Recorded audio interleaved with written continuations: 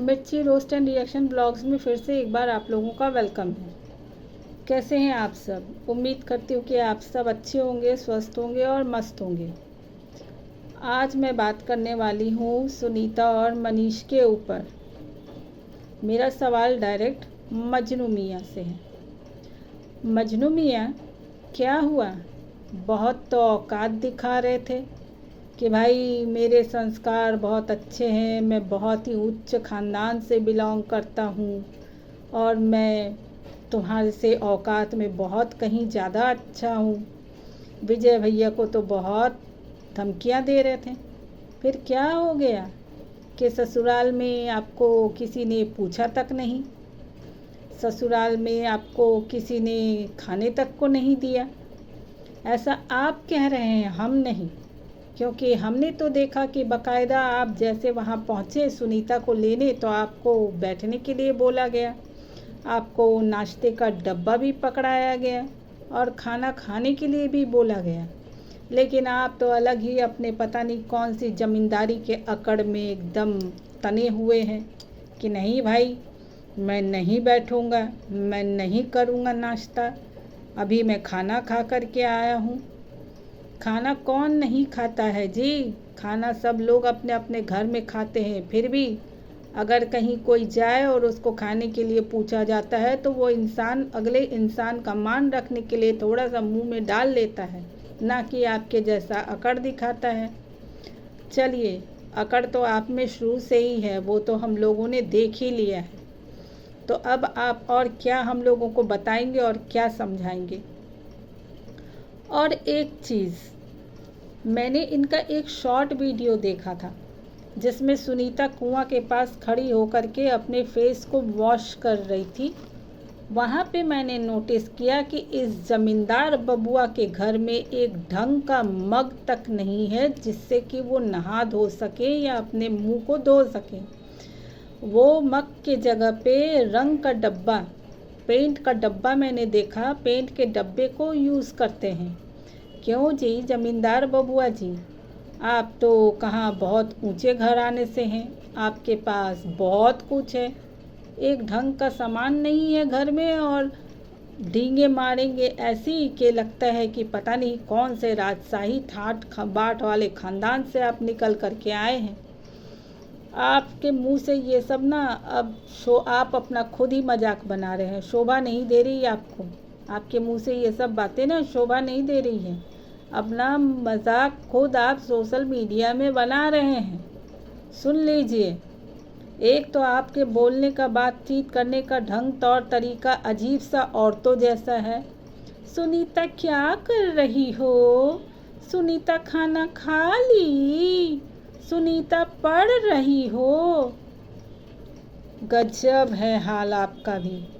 और तो और दोस्तों, रात को ये बाइक लेकर के पहुँचे हैं, कर्मखाड़ी का रस्म बहुत अच्छे से हो गया। विजय भैया के यहाँ बहुत सारे लोग आए हुए थे, रंगीला भैया के फैमिली से भी लोग आए हुए थे और विजय भैया अकेले एक ही हाथ से सबको संभाल रहे थे। घर से लेकर बाहर तक पूरी जिम्मेदारी उन्होंने इतने अच्छे से निभाई। सारे मेहमान जितने भी आए थे खुशी खुशी आकर के उस प्रोग्राम को अटेंड किया और सब लोग खा पी करके खुशी खुशी अपने अपने घर को गए। एक बात बताइए, जब विजय भैया इतना सब कुछ होने के बाद भी हमने देखा कि वो दामाद जी के पैर छूने पे उसको खुश रहने का आशीर्वाद दे रहे हैं। विजय भैया ने यहाँ तक कहा कि रात हो गई है, आज की रात यहीं पे रुक जाओ, कल सुबह चले जाना। लेकिन हमारे मजनू मियाँ, वो क्यों नीचे झुकने वाले हैं? वो तो एकदम अकड़ के कहने लगे कि नहीं नहीं, रात को रुकेंगे, फिर सुबह उठेंगे तो फिर मुंह कान धोते नाश्ता पानी करते लेट हो जाएगा, हम अभी जाएंगे रात को। और वैसे भी सुनीता का कल एग्ज़ाम है, उसको पढ़ना है। तो मजनू मियाँ अपनी मैडम जी को बाइक पे बिठा करके मस्त ले करके चले गए घर पहुँच करके मैडम जी ने किताब हाथ में उठाई, लेकिन जब पढ़ाई की बात आई तो घड़ी दिखाते हुए कह रही हैं कि अभी तो 10:30 बज गए हैं। तो मजनू मियाँ कहते हैं आधा घंटा पढ़ लो। अरे मजनू मियाँ, जिसकी परीक्षा होती है, जो परीक्षा देने जा रहे हैं, वो क्या आधे घंटे की पढ़ाई से ही परीक्षा दे लेते हैं? और वैसे भी सुनीता, हमें तो तुम कभी भी पढ़ती हुई नज़र आती नहीं। ऊपर से तुम क्या बहाने मार रही हो कि मैं सुबह 4 बजे उठ के पढ़ लूँगी। ये सब पढ़ाई वढ़ाई का ये सब ढोंग ड्रामा दिखावा करना बंद करो। और ऐसा क्यों कि सासू माँ ने तुमको कहा था कि रात में ही घर वापस आ जाना? क्यों भाई? आखिर त्योहार था, एक फंक्शन थी, पूजा थी या क्या था? पूजा करते हुए ना तो मुझे सुनीता दिखी और ना ही नीतू दिखी और ना ही मुझे विजय भैया के ब्लॉग में या फिर रंगीला भैया के ब्लॉग में कुछ ऐसा देखने को मिला। करम खाड़ी शायद एक रस्म होता है उनके यहाँ, जो शादी के बाद होती है, जिसमें लड़की के ससुराल वाले लड़की के मायके वाले को शायद सामान, कपड़ा लत्ता ये सब देते हैं, पर पकवान भेजते हैं। मुझे इसका कोई आइडिया नहीं है, लेकिन जो मैंने देखा मैं वही कह रही हूँ।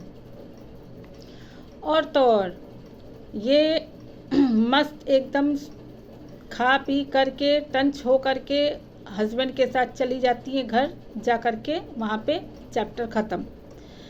एक चीज़ बताओ सुनीता, तुम्हारे भाई ने तुमको इतना सारा सामान भर भर करके दिया, ट्रक में लोड करके, सोफ़ा था, टीवी, फ्रिज और वॉशिंग मशीन, बेड, अलमारी और भी बहुत कुछ था। तो बाकी के सामान सब कहाँ हैं? वो सब सामान क्या तुम्हारे ननद को दहेज में देने के लिए उसको स्टॉक करके रख दिया गया है? और अगर ये बात सच है तो भाई तुमको तो इस बारे में आवाज़ उठानी चाहिए। वो सब सामान तुमको तुम्हारे मायके से मिला है।